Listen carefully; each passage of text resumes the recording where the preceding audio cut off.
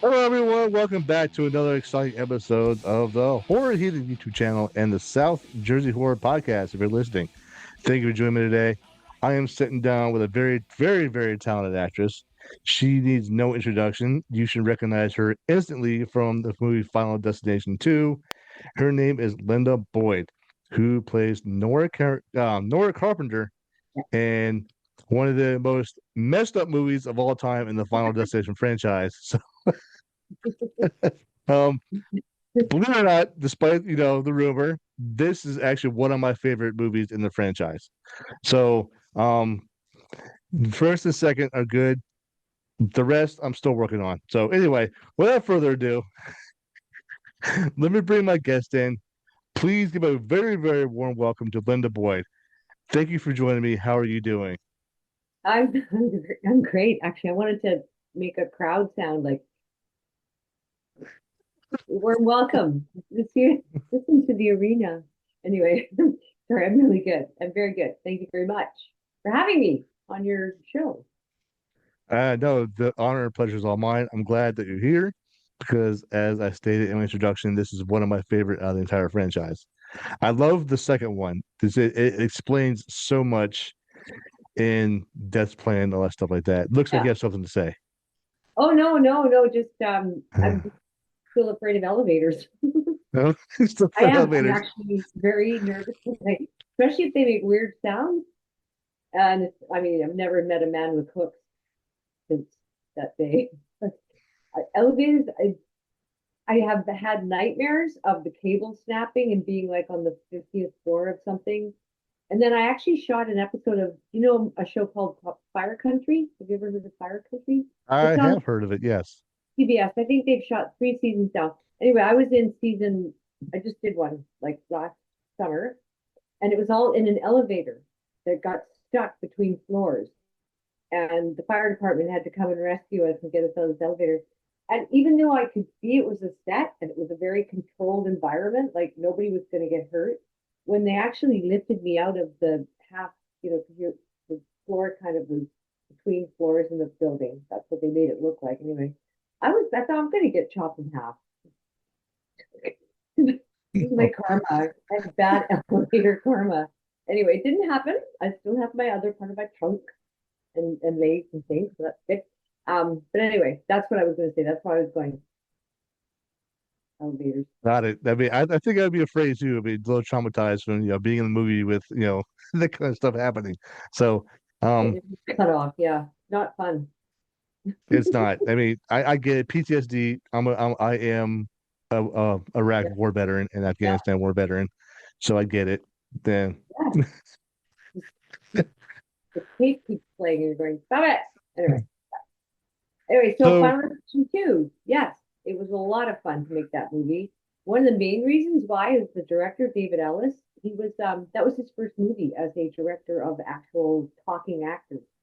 Before that, he was a stunt coordinator, and I think he had done a lot of second unit directing. So he was used to like doing car crashes and stunts and stuff like that. But he made it so much fun for all of us. Like that was 3 months of work, and he made it fun. We were always laughing. It was because of him. I think that came through somehow in the camaraderie of everybody. I can imagine the fun on being on set with doing that kind of movie. Um, Living vicariously through you is awesome. I love it. How you just explained all that. Yeah. So, if you could please enlighten us, tell us a little bit about yourself and how you got started in acting. Well, I'm really old. And I started dancing when I was a kid. My parents had me and my sister in every kind of dance. And then I guess when I got to high school and kind of went, oh, they do musicals and plays and stuff. So I just kind of wanted to be around that kind of stuff. And then when I graduated high school, I went right into college to study acting. And then I discovered I hated it because I didn't know, like, it was all kind of surface fun stuff in high school. But acting school, they try and, I think a lot of them try and take you apart psychologically and like, you know, got to use your anger and you got to use this and you got to use that. And then they don't actually put you back together again because they're not trained psychotherapists, they're acting people, teachers. So I quit. I quit acting after that for quite a while and got more into music and started with a band. I went into music school. I went to music college, met a bunch of musicians. We got a band together. We toured in the early 80s. Um, and then I kind of came back to Vancouver and kind of went, okay, now what am I going to do? I'm not a rock star. I lost my voice singing in bars 6 nights a week. And not taking care of myself, staying up and partying every night because I'm in a band. Wow. Anyway, long story short, then I got back into theater. I've been doing this a long time, like over 40 years. My first professional gig, I was 22, I guess. Yeah, I've been doing this over 40 years. So I've had to keep reinventing myself because I realized at a young age, my voice is not cut out for, I didn't, I've taken lots of singing lessons, but I didn't know how to sustain my voice. And, um, but talking I could do. So I thought, well, I got to figure out this acting thing. And then a lot of us actors in Vancouver were doing theater, but then X-Files came to town. And all of a sudden we're kind of going, oh, the big kids are here. How do we do that? I want to be part of that. And so we started taking more classes, learn how to be in front of the camera, which is completely the opposite of being on stage. Complete opposite. Yes, and I'm still in acting class. I'm starting a movie. I've just got the script and reading, researching. I start the movie Monday morning. But Sunday night, I have an acting class that I'm committed to going to. It'll probably go till, I don't know, 11 o'clock at night. And then I got to get home, get some rest, and be upset for early morning Monday. But I go to class because I still can learn. There's still stuff to be learned. Okay. So, And I still take singing lessons, and I still go to tap dancing classes. you hear that, folks? A seasoned actor is still taking acting classes. Yep. Because I learned stuff from being on set or doing a play. I did a play last year. I don't do those too often because I find it hard to keep all those words in my head. Like memory, it's starting to slip a bit. Uh, um, oh, I just got this little message here saying it sounds like you might have switched to a different language. Please update it so we can provide better quality transcription. Did I sound like I switched my language? No, I'm still speaking English. I think I put cancel. Why? Just love Zoom. Hey, Just random messages that pop up. and who are you anyway that decided I sound like I'm speaking French? Some AI Well, thing. you're in Canada. That's probably why. I don't know. Careful. I don't know. Things are a Zoom bit just picked up rocky on right it. now between the countries. Sure, you've been Wait, following along. wait. My mind just popped up. As if I'm speaking English. Of course, I'm speaking English. Isn't that hilarious? It Like, sounds like you have switched to a it different language. wants you to No, I say did if you're not. not speaking with that, It's did you asking me just if I cancel? switched to a different language. That's so weird. I've never seen that on a Zoom. Like, yeah, who's listening in on our conversation and say, okay, they're speaking German. It's German people. I know it. It's like, no, not English as we know it. Anyway, Anyway, next question. anyway. Ding, ding, ding, ding. Time's up. No, I'm kidding. Oh, So, wow, where'd it go? Where'd the time go? so your role as Nora in this Yes. phenomenal film. How did you hear about it and what inspired you to audition for it? Well, I like to have a job, right? Good And reason. Yeah. so basically, well, how it works, you've probably heard before, like your agent gets these things called breakdowns every day. And they're from New York and Los Angeles usually. This is what's casting today. So here comes this movie. There's all these different characters. And so my agent sent me the audition. I thought, oh wow. I I don't know what happened, but with that moment, I recognized something about Nora Carpenter, and I'll tell you why. At the time, so it said Nora Carpenter and her 16-year-old son. She's a widow. She's raising this son on her own. But at that time, I had, when did we see that? 2002. I had about 8 years prior to that adopted my nephew because he was orphaned in real life. My sister had a child, and they both died of the AIDS. but the child was fine. So I adopted him when he was 8. And when it came time to do this movie, he was now 16. And there was just something about, I'm going to say it, death that I knew a lot about because I'd lost a lot of people. And and then once Tim, what was his name in the movie? Was Tim? I don't remember his name. Tim Carpenter? I can't remember. I should look it up. Anyway, I just knew that I could fill that role with absolute anguish of pain and grief because I'd lived it. And so I wrote a goal. It was one of the first times I'd ever done this kind of thing where I went, I want to play the role of Nora Carpenter in Translation 2. These are all the reasons why I want this. And I just started writing all this stuff about why do I want it. And then the other thing was, I want to play this role. These are all the reasons why I believe it will happen. So it was a real leap of faith. It was really putting out to the universe, like powerful signal, like this is mine. I want it. I'm taking ownership now. These are all the reasons why I believe it will happen.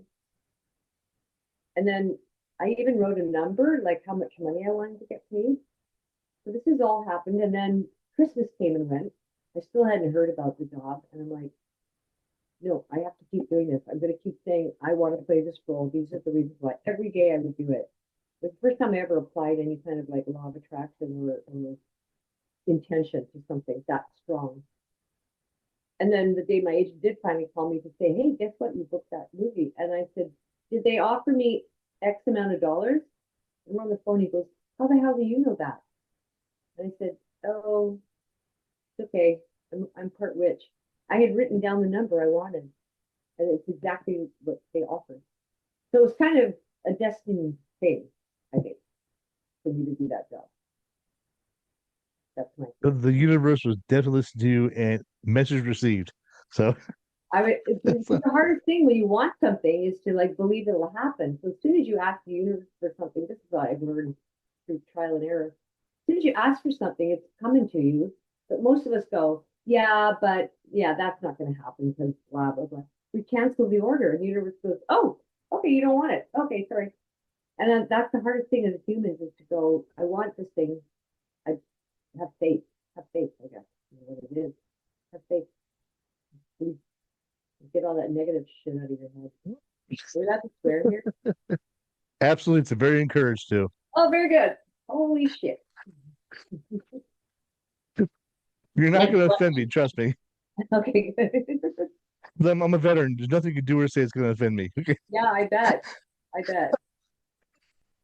How long were That you person, I did 14 and a half years. in Army? No, 4 years Navy and 10 Oh, and a half Army. So okay. two different services. Yeah. Well, I just had a question. Why you switch from Navy to Army? Getting out of the Navy, I wanted to go back in after my service break, but they were not taking prior service at the time. Oh, So my choices were the Air Force, the Marines, or the Air Force, Marines, or the Army. I was like, okay, well, one, I'm not going to go to the Marine Corps office. That's not happening. Hell no. And two, Air Force is not a challenge enough for me. So and then so I decided to go and walk in the Army recruiter's office. okay. Wow. Amazing. When did you retire from that service? I did not retire. I With the thing in the Army, I'll take it as brief as possible. In the Army, they had this thing called retention control point. If you don't make rank fast enough, they pretty much kick you out. So If you don't make what fast enough? rank, If you're not climbing yeah, the ladder, yeah. that's Unfortunately, I did not make the rank I was supposed to in a lot of time due to some major constraints in my career. So they're like, okay, here's the incentive, get out. okay, bye. Oh, I didn't realize the It military. was still it was still an honorable discharge. It's fine. I was okay with it. I was okay Yeah, with it. yeah. So I signed my discharge paper and I was happy. I was relieved. So pretty Oh, much, okay, okay. yeah. Um, Anyway, that's you okay? You look distraught. Not at all. No, I thought you were Uh, going to sneeze. I was No, waiting. no, no, no. The allergies are killing me today. Anyway, Oh, yeah. Okay, so your character, Nora Carpenter, who I want to know who she is. How did you develop her throughout the movie? I just actually totally tapped into the circumstances of my life at the time. Uh, Raising a teenage boy. Um, that was it, really. And I mean, I was married at the time, but shortly after I finished the movie, I divorced a couple of months after we finished that movie. It had nothing to do with shooting the movie. It was just time. But yeah, no, I just feel like I said, like I felt like I know how to play this person better than anyone. I don't know why I thought that, but I believed it. Um, it was more to do with, I mean, let's face it, we all have to deal with death, and we're all gonna stroke eventually. Like we're all in the same lineup, but most of us mortals would rather not think about it because it's sad. Um, Kind of rambling now. That yeah, that basically it was just life experience at the time. I identified very clearly with her. Also, I never had my own children. Like adopting my nephew, that was it. I never after that like I don't need to actually become a baby carrier and a mother because I've been thrown into this, you know, this junk. Well, I was in the room when he was born. My sister had this baby. I was in the room with him when he was born, so we had a bond right from the get go. Um, he's about to turn 40 this summer, so he's been a part of my life for a very long time. Back then, I totally related to, you know, finding a way to move on after heartache. So it was never established what my husband had died of before the movie starts. Uh, I didn't need to know. That's kind of it. Like I really didn't have to do a lot of, writing biography of a character. I just kind of knew instinctively how to play her, especially after uh, that giant piece of glass on my kid. Like, ah, crap. It's over now. I don't want to do anything anymore. um, yeah, but even in that Yeah. moment when I said like I didn't want to, I was going to go plan a funeral. I'm on the phone in that elevator. Um, at the moment, it seems like I'm going to meet my own death. It's like it's a human response. Like, no, I don't want to die. I don't want to die. I don't want to die. Yeah. Sorry, I'm babbling again. That's quite all right. It's just, no, I get it. Using your own life experiences to help you, I don't know, perform well on screen, which you did. Your character was actually what I was very sad what happened to your son, your on-screen son. It was a very untimely death, but The actor who played my son, him and I watched it from up on a balcony. They made a model of his body and they filled it with fake blood. And then it was we were laughing. It was funny. We were watching it off camera. So that actually happened. so knowing what you're about to get into with that scene, and what was going to happen, I said, how did you prepare for yourself for that scene? Do you know what? I do actually remember there were a couple of things. Okay, first of all, it was outside and it was an overcast day.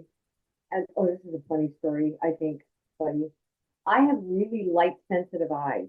Like even in cloudy days, I have to wear sunglasses because I find it's so bright, it pierces my eyes water. So X Files still shooting here? I don't think X Files was still shooting here when we shot Final Station, but there was a man in town who was a contact lens builder. He's like an optometrist, ophthalmologist, and he used to make all the weird contacts. Were you into X Files at all? Was I where? Into X Files? Yes, I was. I still am. Okay, okay, right, great freaking show. Well, the first 5 seasons were shot here, and a lot of those creatures and all the different things had to have the actor would have to wear contact lenses that looked like I don't know leopard or lizard eyes or that kind of thing. You know what I'm talking about. So I went to him and I said, "Look, I'm doing this movie and I have to shoot these scenes outside, and they're very important scenes. but I can't open my eyes outside. I'm gonna be like this. So I go, no, my son is dead. So could you make me special contact lenses that right where your pupil would be could be UV sunblock thing. So I can still see, but the sun can't get in. Like tiny little sunglasses. Do you get what I'm saying? Yeah. So he made these things for me. And when I put them on, I looked in the mirror, I'm like, okay, not quite. The pupils were so big, it looked like I was a heroin addict. Like my I don't think it's gonna fly. Can you redo these? Anyway, I had those freaking contacts on that day, and the new ones, the ones that had the smaller dots. But my pupils still look a bit odd because if you're out in bright light, your pupils go to tiny, tiny, tiny, don't they? To protect your eyes from the sun. When it's dark, our pupils get really big. So I still look a bit like a junkie in that scene when my son died, but that was what was on my mind. It's like I probably look like an idiot right now. And then when it actually was after the fact that they loaded this dead body onto the stretcher and it's like a dummy, I was supposed to cry over the body, and I was like, I'm kind of in a good mood right now. I don't know if I can cry. So I faked it. I faked it. I faked it. Okay? It's out there now. Because I felt nothing. I actually was in a really good mood. I was having a fun day. Catering was really good on that movie. Good food. And I didn't feel like crying for real. So I thought, I'm not dredging up stuff about my life right now. I'm just going to fake it. So I did. All right. That's fake crying. Great. Yeah, I'm really good at it. It works. I mean, it People worked. want it. I was convinced you were crying, so I guess all that matters, right? What's that? It's like I was convinced that you were crying, so that's all that matters. And so, Yeah. Well, we do this exercise in this acting class I go to. That's really cool. It's like you don't need to write this horrible story for your character. If the character needs to laugh or cry, it's the same muscle. It's your diaphragm. So we do this exercise. We're like, everybody has to, all 10 of us, crying like that, fake crying. And then you go, okay, laugh. And then we go, cry. We go back and forth like that. And all of a sudden you're going, okay, I'm ready to do some acting now because I'm all warmed up. It's great. I love it. I love it. I'd rather not feel pain all the time because life's hard enough. okay, so back to your son's death scene. I'm trying to get more about this. What was the most difficult thing in bringing it all together when it was the finished shot? It took a long time. It took all day because I guess they only had a couple of those panes of glass. I guess budget wise, they only had, I don't know, maybe they had five of them. Um, it was more about the logistics of because he had to run through all those pigeons, and this is before CGI, whatever that means. I can't remember what it stands for. But when they add things to a film that wasn't there when they filmed, like if CGI was a big thing back then, they could have faked the pigeons, but we had actual pigeons, and I guess we had an animal trainer, a pigeon controller there. So that the timing of when does he see the pigeons? How is he going to hit the mark if the pigeons are all standing on the little piece of tape that's like bright pink where he's supposed to land so that the glass does fall on him? And then at the last moment, him looking up, them setting the camera up to look down at him looking up, like covering it from every angle so that when they ended it together, it's like, this is happening so fast. Oh my God, I got a bad feeling about it. He's dead. So yeah, it took a whole day of that. And then, once they figured they had the real actor, all his stuff, that's when they brought in the dummy and put the dummy on the spot. And then we filmed it all over again. And, yeah. That scene took an entire day to film. That's Yeah. nuts. That's just My death crazy. scene took a whole week. Get my head cut off in that elevator. That took a whole week because they had to. There was just this wooden box on the floor in a studio. But what they did was they created a hydraulic floor that once it caught my head, it would bring me up. but instead of actually dragging me by my head, which would have been painful, I was on something like a teeter-totter. So I'm standing on a teeter-totter. They'd weigh me every morning to see what I weighed so that they could put the exact weight of the other. It was like a cantilever, some kind of thing, so that as I'm getting lifted up, they're just pushing down at the proper speed. Um, and then, yeah, that took a whole week. To also I had two stunt doubles dressed exactly like me. And the way they did that with my double, they put a green piece of green on her head so that when she came flying away from the door, they could erase her head. And all you saw was the detached body. And then they didn't spring for a prosthetic head. So that's me lying in the corner. They put gray makeup on.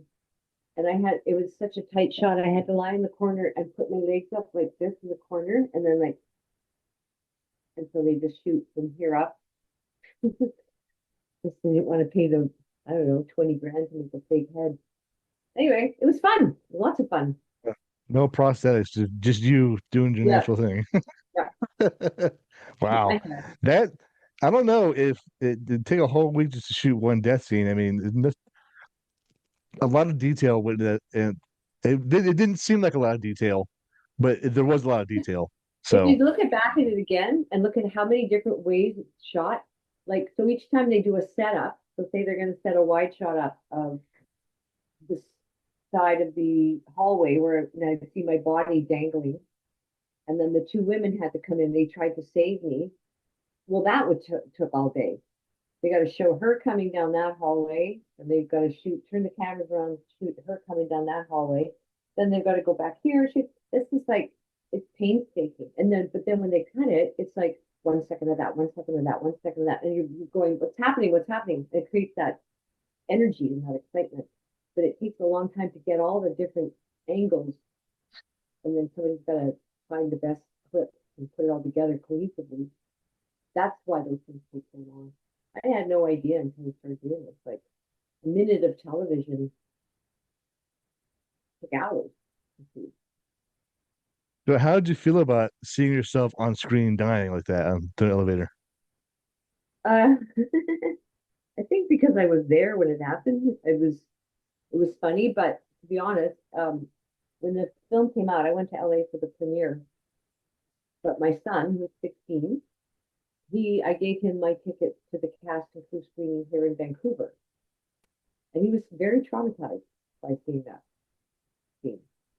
I asked him what he thought of the movie after. He said, "I wish I'd never seen it because now I can't get that out of my head. He's getting his head cut off." Anyway, we've made up. We're okay now. So how did you feel after seeing yourself on screen? I mean, we know how your son reacted, but Yeah, you, how did I feel? I don't. It's like I'm looking to see if I pulled it off. Like, did I blink? Did something give it away that I wasn't actually a decapitated head lying there? That's what I'm looking for, more technical things. So do I believe what's happening? I don't have any like, oh my God, I'm dead. I don't have, because I know it's fake. I know it's not fake. Yeah. So no reaction whatsoever other than, hey, yeah, I think I pulled it off. Along with all the so great food. just let you know, my wife, she is a Final Destination junkie. That's like her favorite franchise next to Scream. So, um, one week we just binge watched all movies, right? So we're watching your scene, and now she's afraid to get in the elevators because of your your death scene. So, I don't blame her. It's, yeah. No, it was, it like was just all done. every time we check into a hotel somewhere, like we're going to the convention, we always ask for something like on the second floor or below. So we have to take the elevator. No, I do too. I also go like in hotels if I have to go somewhere to shoot. I ask for like no higher than the second floor because of 9/11. Okay, seriously, like if I have to jump out of a burning building, I don't want to like eat pizza. I want to at least just get out of there with a broken leg. So yeah. That is true. That is true. So, what do you think the takeaway is for this movie? What do you think people are supposed to learn from Final Destination 2? Well, when your number's up, your number's up. But that goes without saying. Yeah. I don't know. I mean, because I thought number one, of course, And then we were in two, and then I watched number three just because, and I just saw number six, but I actually haven't seen the other two, four and five. I haven't seen them. So I don't know if, and six was interesting. Six, I knew a lot of the actors in number six. A lot of Vancouver actors had big parts in that. So I was really happy for that. Um, what's my takeaway from Fundy 2? I'm very cautious about water bottles in my car. So self-explanatory. Can you imagine if you had a full water bottle got under your brake pedal? I got a funny story about that too. Oh, Real quick. I was driving with a friend that was living in Virginia.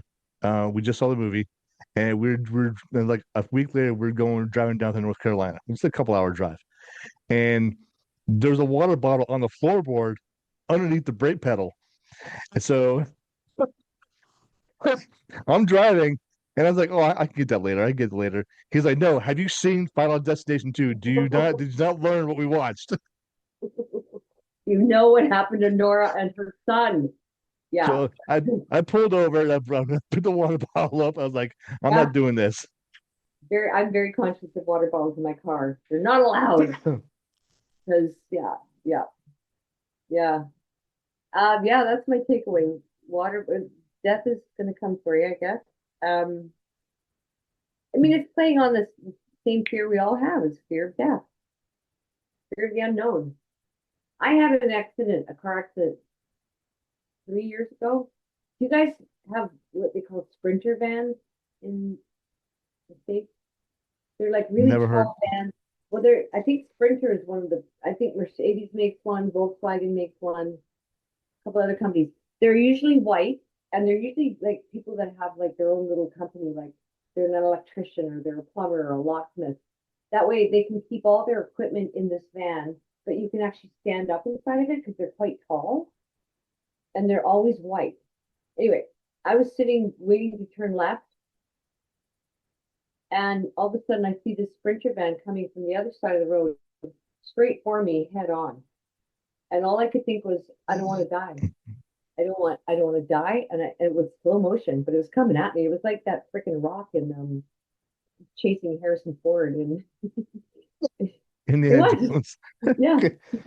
So I'm going like this, no, no. And I did one of these things where I torqued my whole body. I put my head between the two front seats. And then the impact happened, and my car lifted and went 180 degrees in the opposite direction. But the great thing was, yeah, I got hit head on by this guy. He had a seizure. The guy was driving, and he had a seizure at the wheel. And I guess he just, I've never actually seen anyone have a seizure, but I guess he lost control and stepped on the gas and ended up crossing 6 lanes of highway. It was crazy. But my thought was, I don't want to die. And so I turned my body. Um, because that's, yeah, fear of death.